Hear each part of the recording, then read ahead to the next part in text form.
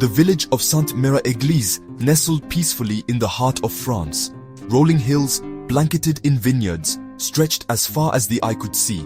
The clang of hammer against steel echoed from Gabriel Leclerc's forge, a familiar rhythm in the symphony of village life. He was young, barely a man, but his shoulders were broad, his arms strong from years of working beside his father. He crafted tools for the villagers, horseshoes for their carts, each piece imbued with the honest toil of a craftsman. Life was simple, predictable, and Gabriel was content. He had known no other world, nor wished for one. Gabriel's days were filled with the rhythmic clang of the hammer and the soft glow of the forge.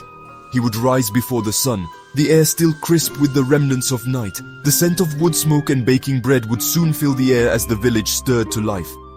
He found solace in the familiar routine, in the creation of something tangible and useful from the raw materials before him. The villagers knew him by name, their faces etched with the toil of honest labor, their hands calloused but strong. They were his neighbors, his friends, his lifeblood. Little did he know this peaceful existence was balanced on a knife's edge, soon to be shattered by the encroaching darkness of war.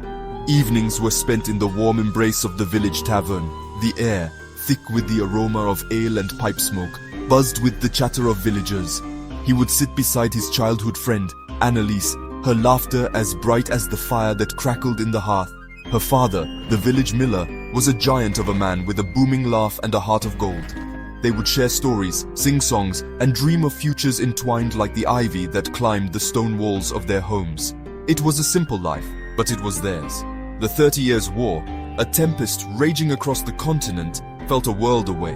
The whispers of distant battles, of cities sacked and fields drenched in blood, seemed like tales spun by travelers seeking to impress. The villagers of Sainte-Mère-Église, insulated by their peaceful existence, believed themselves to be untouched by the horrors that plagued the land.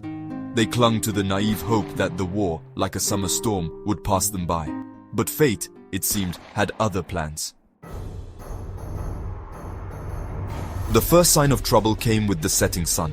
A blood-red sky, a canvas painted with the strokes of a dying fire, cast an ominous pall over the village. Unease settled over the villagers like a shroud.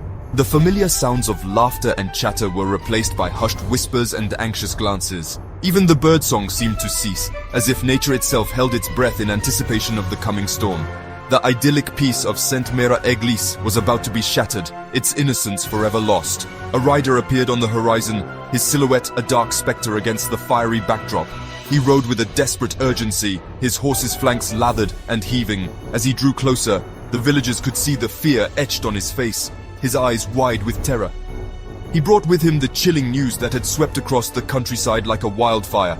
An army, banners bearing the Habsburg eagle, was approaching. Their reputation preceded them, ruthless mercenaries driven by greed and a lust for blood.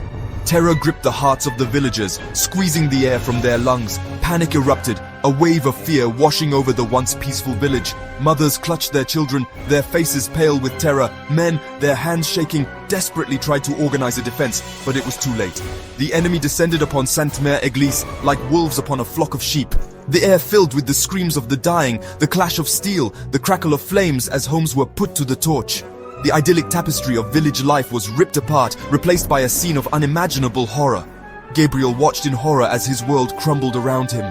The forge, his sanctuary, was engulfed in flames. The screams of his neighbors, the sickening thud of bodies collapsing, echoed in his ears. He saw Annalise, her face contorted in terror, dragged away by a hulking mercenary. His father, trying to protect her, was cut down, his body crumpling to the ground like a discarded rag doll. Rage, raw and primal, surged through Gabriel's veins, eclipsing the terror that threatened to consume him. He grabbed a fallen soldier's sword, the weight of it unfamiliar in his hands, and charged into the heart of the maelstrom.